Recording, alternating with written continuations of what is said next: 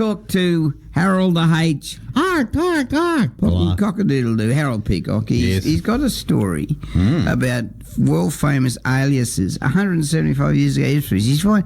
Anything to do with Ipswich, he knows exactly what he's talking about. Let's talk to Harold. Hello, Harold. Oh, fantastic, Danny. Yeah, we're going back 175 years. There's some incredible people back then. Walking around Ipswich, it's great stuff. Well, let's hear the story, mate. Yeah, look, it's not really a story, you see, but I'm rather talking about some people who, they never left a great mark on history, let's be frank, but they had great names. They were all associated, and so I think they're worth calling out. So not really a story today, but look, as you know, I just set the scene for Ipswich because what it was like 175 years ago, you see, Ipswich started as a convict outstation, as you know, in 1827. Still is. And it still is, but it's free settlement since 1842. So you got a few people, like you, good folk like you, moving in. And the place became a really important commercial hub because it was at the head of navigation of the Brisbane and Bremer rivers and was the junction of transport routes to the Brisbane Valley and the Darling Downs. And so it became the centre of attraction for squatters and their workers coming to the Big Smoke. In other words, everyone who was anyone came here. Now, in 1848, there was a huge concert, more or less, in modern-day terms, because a pugilistic encounter for the ages, that's a boxing match, took place 4 miles outside of town. Now, the fight was for £50. Now, this is 1848. That's more than $100,000 today.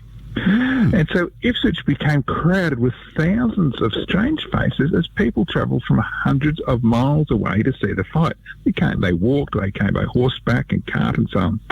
After 32 rounds, a lucky blow on the jugular settled the contest.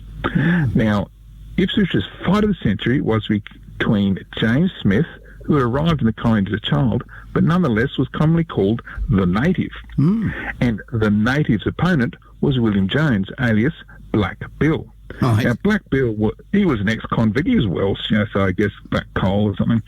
And he was Moreton Bay's best-known boxer. In fact, despite losing this classic against the Native, he was famous as twice being the conqueror of the Boomer in 2 other encounters in Ipswich. Wow. Now, a little bit about Black Bill, and maybe this is a little bit of a story, I suppose. In 1849, when a constable came to close a public house he was in at 9 o'clock that night, that's when they shut, a scuffle ensued, and Black Bill was carried off to the watch house. Now, the magistrates, however, were of the opinion that the constable exceeded his duty in interfering with the famous Black Bill, and so no fine was inflicted. Now, this happened in South Brisbane at the establishment of Mr. Thomas Grenier, and he would become one of Brisbane's very early council aldermen. Incidentally, it was from this place, this pub, just months earlier that Leichhardt left on his fateful final expedition, never to be seen again. Wow.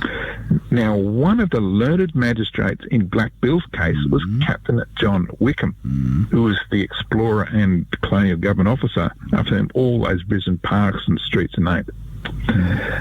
And then in 1850, Black Bill was added again, this time with another man breaking into a home at Trayton near Toowoomba. Now, the homeowner said Black Bill was a little under the weather at the time and didn't think either man acted with any felonious intent. And so the prisoners were discharged. The generous homeowner was James Houston, who was later the local mayor, and so I suspect he picked up a couple of votes that day when he let the 2 prisoners go. And Black Bill's partner in crime was David Barry. Now, with the exception of an occasional bender, Barry also was said to be of very good character. Now, he ran unsuccessfully for council a number of times. He also had friends with very good aliases, Danny. Now, Barry was a shoemaker, and he worked with James Macaulay, alias the Cranky Cobbler. And Barry cohabited with a very disorderly character named Jeanette Stewart, and her alias was Bag of Weasels. Now, don't you wish you could go back in time and visit Ipswich back then and see what the Cranky Cobbler and the Bag of Weasels were like? The Cranky Cobbler and the Bag of Weasels.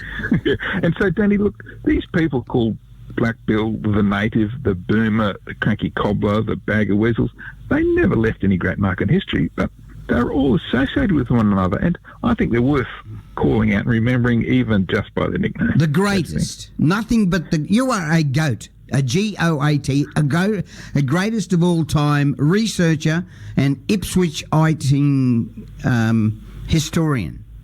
And that means you are a goat.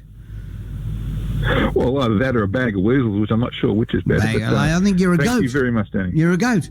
And you can hear this story, see this story by going to where? Go to historyouthere.com, or then you can go to all the socials, Facebook, Instagram, Twitter and YouTube. History Out There is on all those as well, or go to the website historyouthere.com. The man that knows all about the history of Ipswich, his name is Harold H. P. Cockadoodle-Doo, Harold Peacock on West Bremer Radio. It's 8:18.